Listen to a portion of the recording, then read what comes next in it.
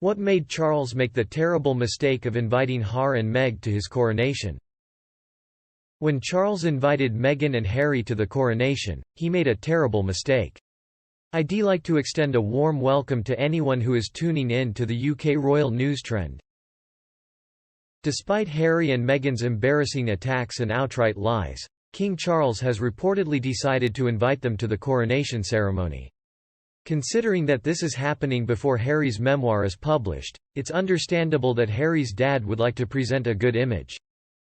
For the life of me, I can't figure out why the king would invite the couple over for the coronation unless it's part of his plan to keep quiet about the event until absolutely necessary, and then let the couple decide for themselves whether or not they want to attend.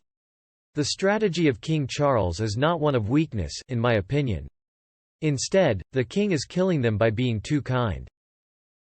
How so? After the release of the Netflix show, the couple's popularity plummeted. The British public despises them, and even the American press has noticed how Harry and Meghan's whining and poor me mentality shines through despite their lavish lifestyle. We all know that Netflix was willing to pay $100 million when this deal was signed in 2020, but most people don't know that the couple is in debt up to their eyeteeth. Harry and Meghan's reality show looked dicey, as even Meghan's friend and co-worker Gayle King pointed out on her news program. Oprah's trusted assistant Gayle probably wishes she could step in and help her friend right now, but she had to admit the obvious. Reviewers have spoken, and the public at large is fed up with the deceitful couple. King Charles may have foreseen this, or he may simply be a loving parent who won't completely cut his son out of his life. Thankfully, the financial support has ended, but a good dad won't completely cut ties unless absolutely necessary. I think the king has consulted with his advisors and, most importantly, his wife, Queen Camilla, on this matter. With this, I believe her logic. As far as I could tell during the public mourning period and funeral for Queen Elizabeth in September, people were more hesitant to show public displays of emotion. People didn't boo much. Onlookers still shook hands with the couple, though I enjoyed the onlookers who refused, and nobody turned their backs on the couple, which is a remarkable feat given the prevalence of cameras and doxing in modern society as well as the lengths to which many ardent followers of the Harkles go to show their devotion to Meghan's cause, making trouble for the royal family. I do realize the motivation was to show respect for Queen Elizabeth. If this is true, what repercussions will it have on Charles III, her son? He feels the people's anger more keenly. The king has not been in power for very long, and his son is causing problems. So I expect the people to make their feelings known at the coronation this time around. Not everyone, but are they shouting? Yes. Even if it's the king walking by, the crowd will yell and boo, and Charles may have to endure unpleasant sights. Will Harry and Meghan still have the nerve to show up knowing this? Why they should NT. However, these are the same two people who ignored the dying Queen's request that Harry stop by Balmoral on his way through Windsor in September. They stayed with Archie after the Queen passed away. They desperately tried to maintain the appearance of royalty, but they succeeded in fooling only the most gullible among the populace. And Meghan, in her vile insistence, insisted on going to see the Queen now that the scene was juicy and she could play the sad-in-law who had loved the Queen so sweetly in life. Except Meghan fools nobody smart, which is why the US has abandoned her and her husband. The combination of his stupidity and her cunning makes for some unpleasant exchanges. Avoid seeing them if possible. Harry and his wife should be in London if they know what's good for them. Unlike last time, they might get more than booze this time, but don't try telling Meghan that. They refuse to stop talking. The situation, in my opinion, could turn ugly very quickly. In this case, Meghan should decline the invitation. Probably on the advice of advisors, King Charles is playing along but not responding. They won't like it, and people are sick of hearing the lies and nonsense they generate. They feel obligated to attend the coronation in order to maintain family appearances. But unlike the previous coronation, this one will be met with an ice-cold reception. People booing the king? You must mean the Harkles.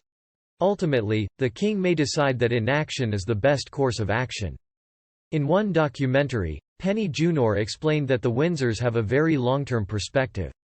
Because the king is thinking it's wiser to look at the long game, which is to keep the monarchy above the fray and out of the gutters of the tabloids and Netflix entertainment. They don't have to worry if they don't do something that much of the public wants, such as exclude Harry at a particular point in time. But as we watch the hands of a wall clock slowly move toward midnight, we know that time is running out for Harry and Meghan. If any of William's 3 children have children of their own, Harry and Meghan will be further and further in the background.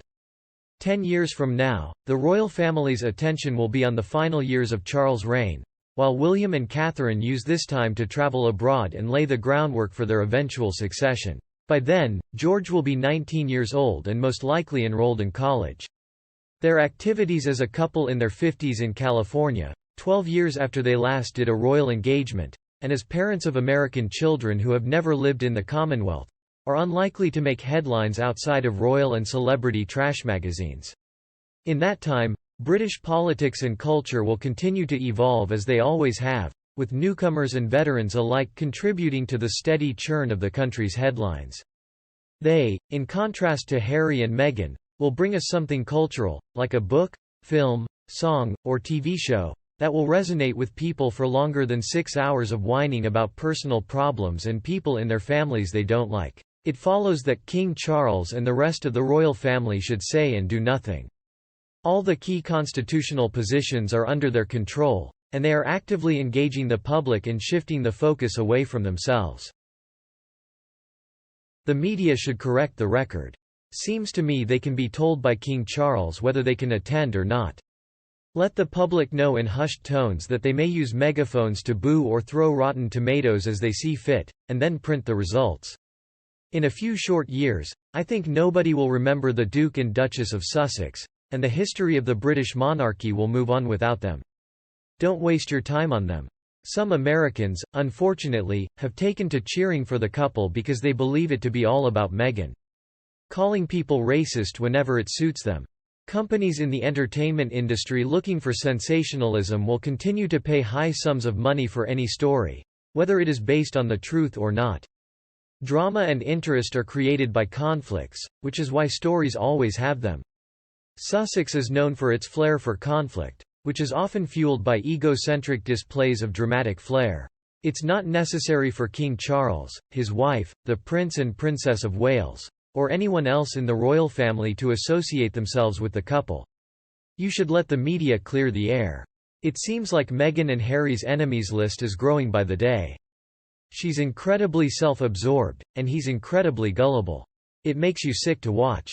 In both the United Kingdom and the United States, they would be considered an undesirable guest. How about you? Could you possibly agree with me?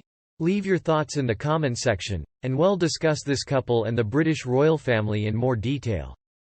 Don't forget to click the like and share buttons if you find my video helpful and want to show it to your loved ones who may also find it interesting. Also, if you enjoyed this video, please subscribe to our UK Royal News Trend for access to even more entertaining content created by our staff.